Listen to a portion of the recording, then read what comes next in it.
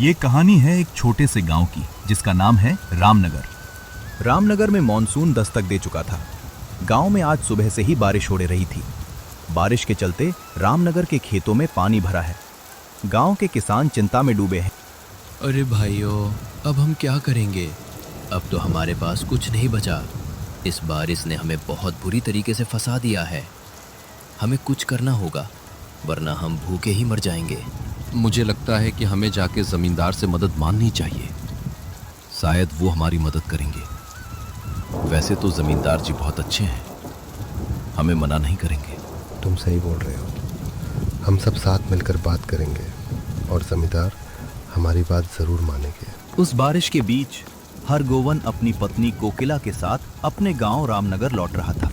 आज कितनी अच्छी बारिश हो रही है।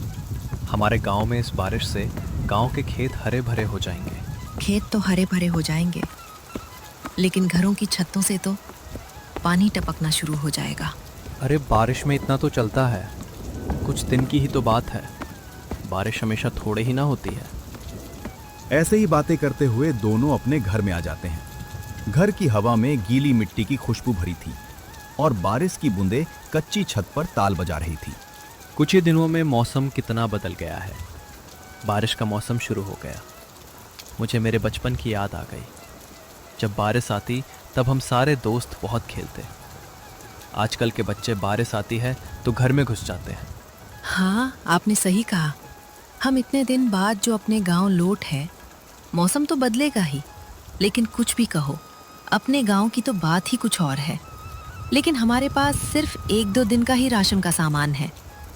अब आप यहाँ काम क्या करेंगे? आपको कुछ ना कुछ काम तो करना ही होगा, ऐसे ही घर नहीं चलेगा। हाँ कोकिला, तुमने सही कहा। मुझे कुछ ना कुछ काम तो करना होगा।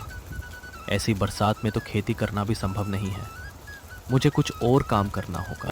आप गांव में किसी से पता करिए, शायद कोई काम मिल जाए। तुमने ठीक कहा। बहुत दिन हो गए गांव में किसी से मिला भी नहीं हूँ। सब लोग मुझे देखकर खुश हो जाएंगे। मैं सबसे मिलकर आता हूँ। इसी बहाने में कुछ काम भी पता कर लूँगा और सबसे मिल भी लूँगा।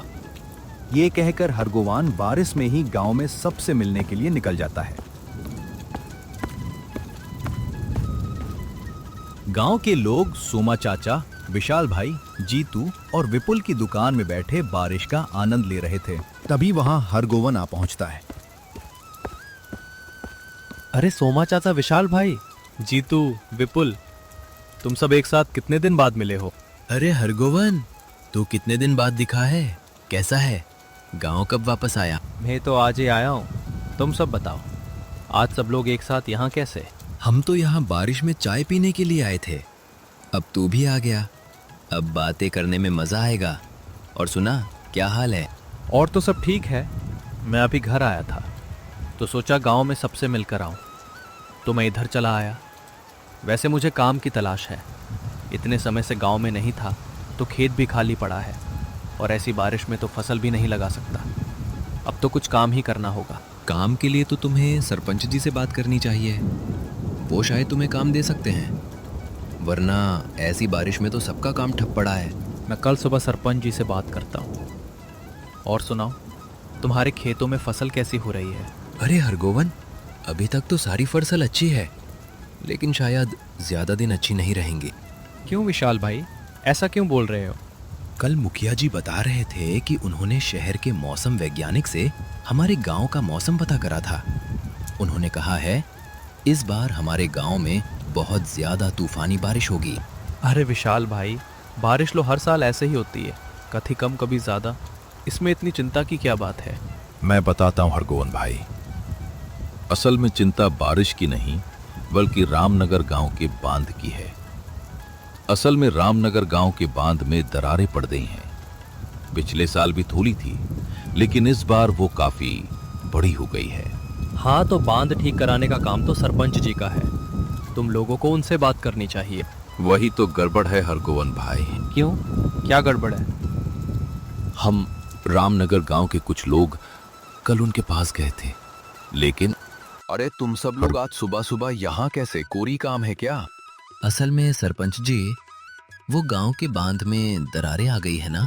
हाँ, तो मैं क्या करूं? आपने कहा था ना कि आप इस साल बरसात के मौसम से पहले बांध की मरम्मत करवाएंगे। क्या बोल रहा है? मैंने ऐसा कब कहा?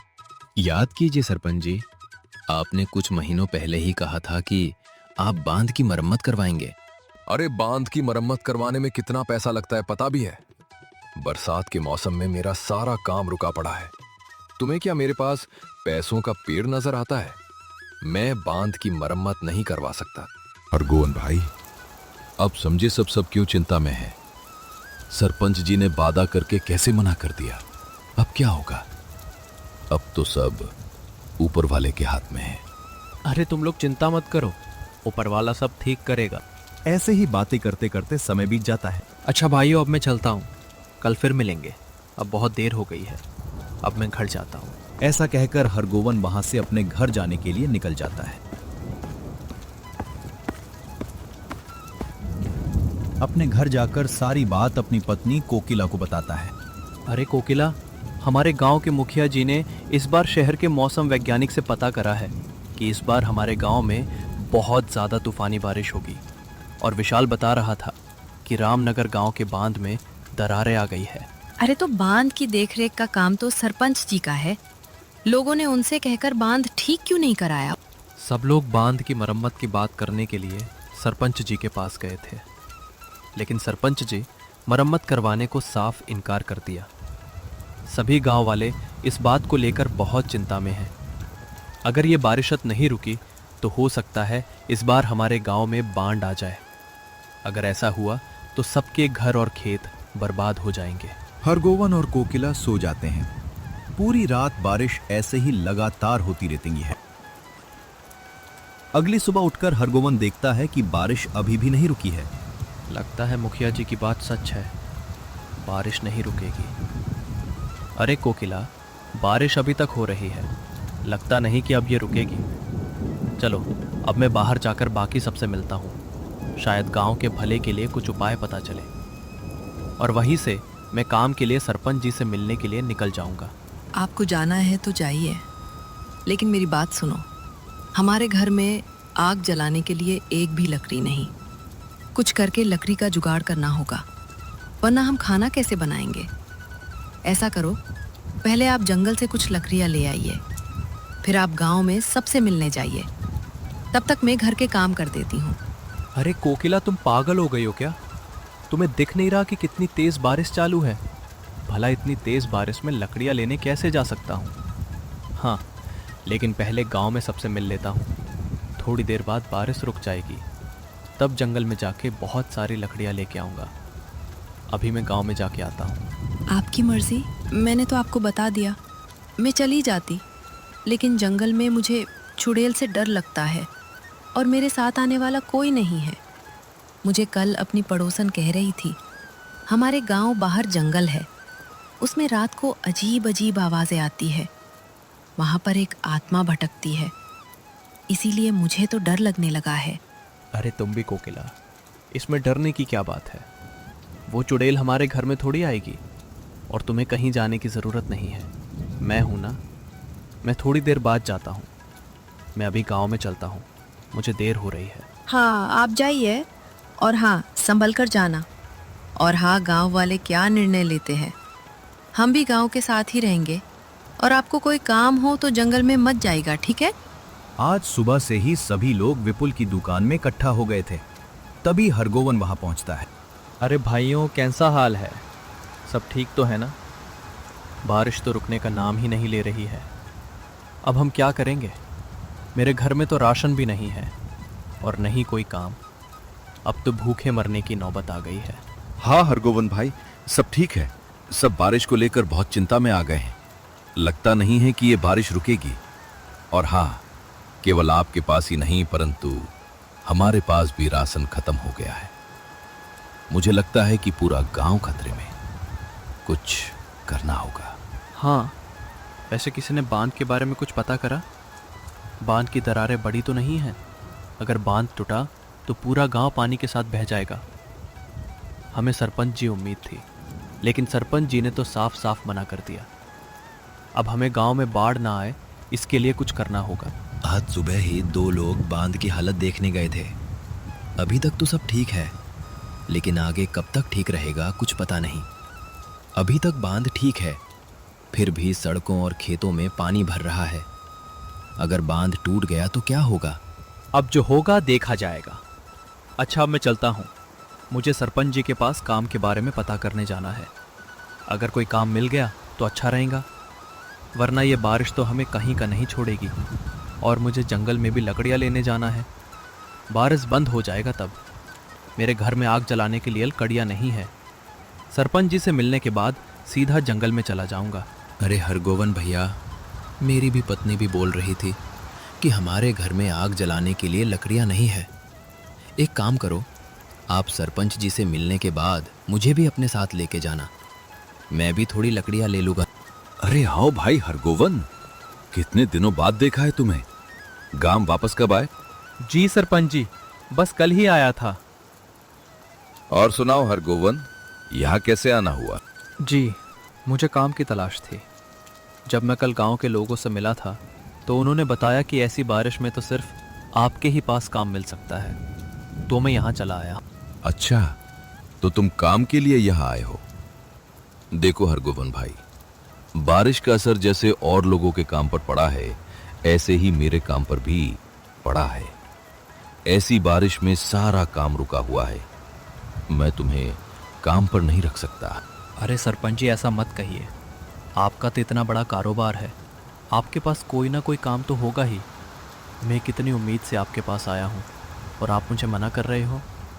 आपको तो पूरे गांव वालों की मदद करनी चाहिए, लेकिन आप तो मुझे ही काम देने से मना कर रहे हो।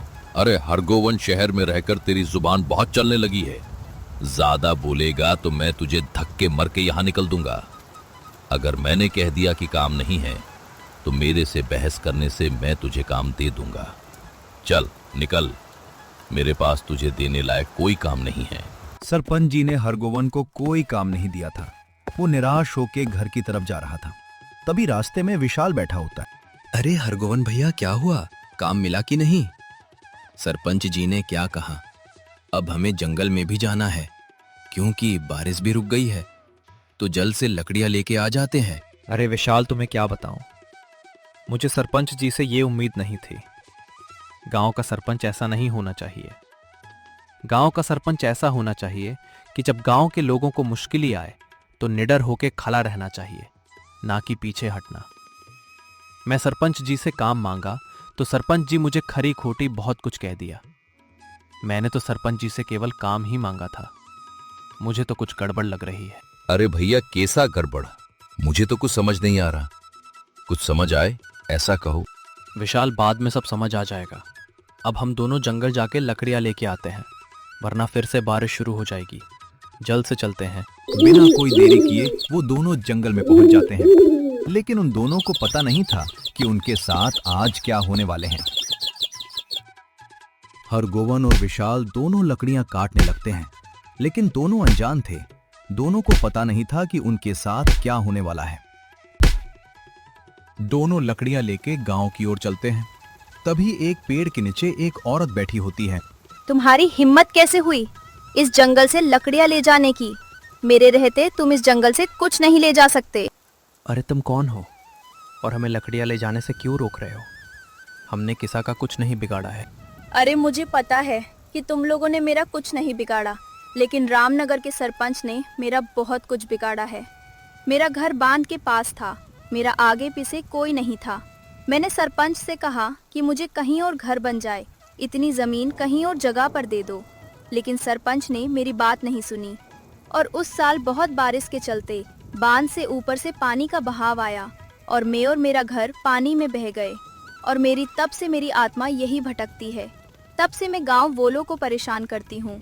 जो बांध टूटने की कगार पर, वो भी मेरी ही वजह से है। लेकिन अब तुम इस गांव वालों को क्यों परेशान करती हो? और तुम अब क्या चाहती हो?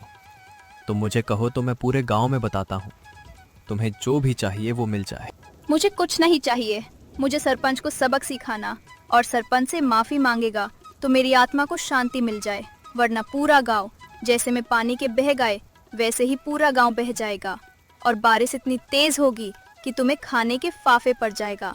ठीक है, तो मैं सभी गांव वालों को इकट्ठा करता हूँ और सबको बताऊँ कि हमारे गांव के बाहर जो एक औरत रहती थी वो सरपंच जी की वजह से मर गई है। ये बात बताता हूँ। हरगोवन और विशाल पूरे गांव को इकट्ठा करता है। अरे आज आप सभी को मैं और विशाल एक बात बताना चाहते हैं।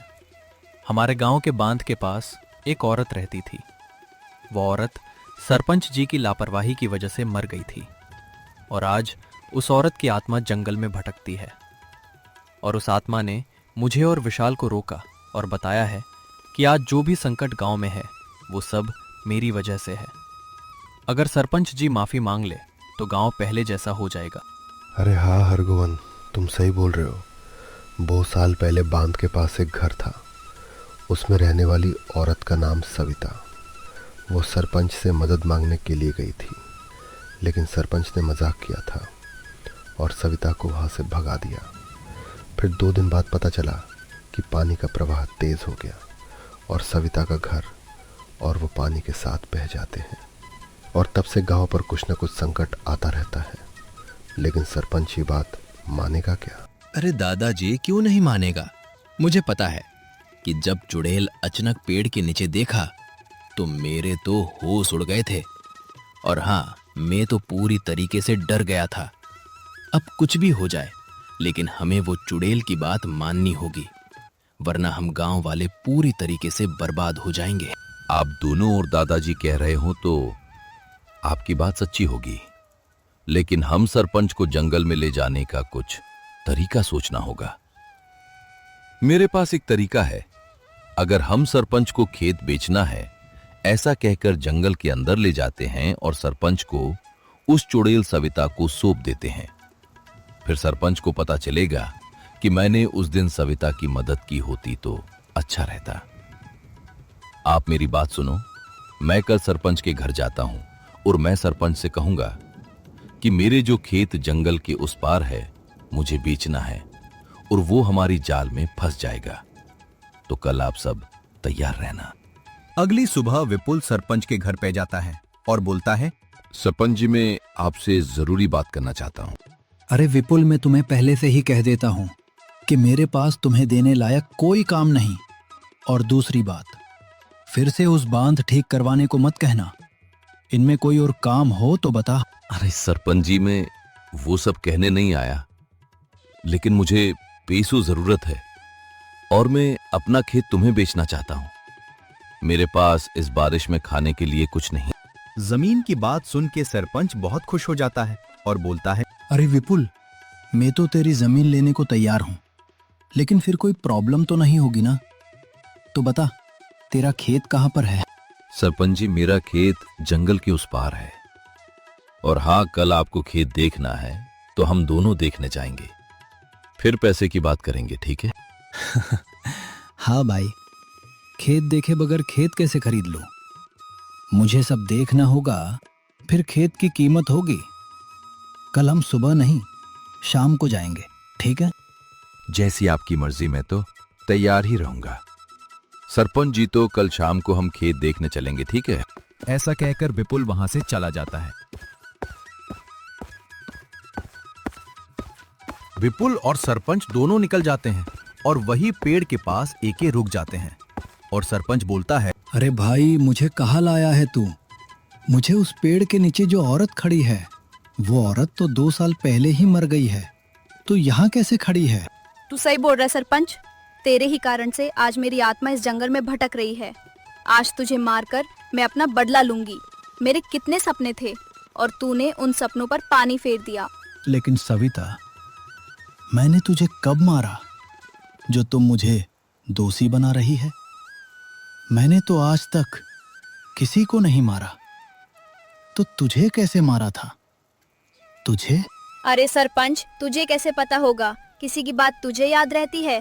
तुझे 5 साल के लिए जब सरपंच बनाया तब तूने गांव वालों को वादा किया था, पता है? और तूने मुझे भी कहा था कि मैं तुम्हें एक अच्छा घर बना दूंगा, लेकिन तू अपने वादे से मुकर गया और मुझे तेरे घर से भगा दिया।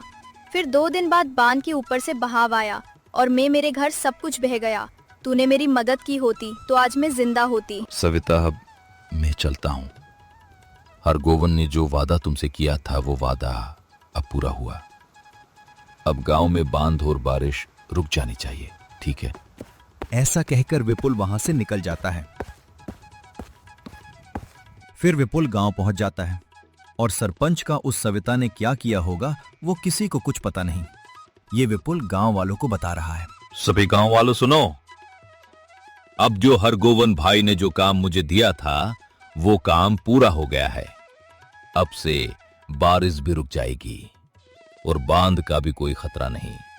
अब हम आसानी से खेती कर सकेंगे और गांव में अब से कोई परेशानी नहीं है। और हाँ, अब हम सरपंच हरगोवन भैया को बनाना चाहते हैं, ठीक है? तब से रामनगर गांव में सब लोग खुशी खुशी रहने लगे और हरगोवन को अब सरपंच बना दिया था। लेकिन उस सरपंच का क्या हुआ वो किसी को कुछ पता नहीं है।